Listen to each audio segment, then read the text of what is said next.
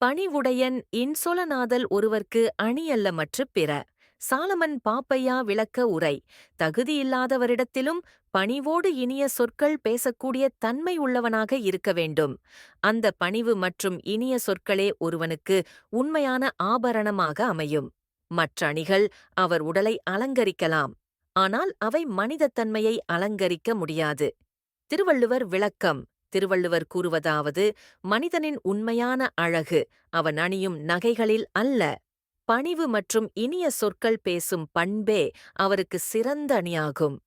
இவையில்லாமல் எத்தனை ஆடம்பர அணிகளை அணிந்தாலும் அவை உண்மையான மதிப்பை தர முடியாது. சாலமன் பாப்பையா இந்த விளக்கத்தில்.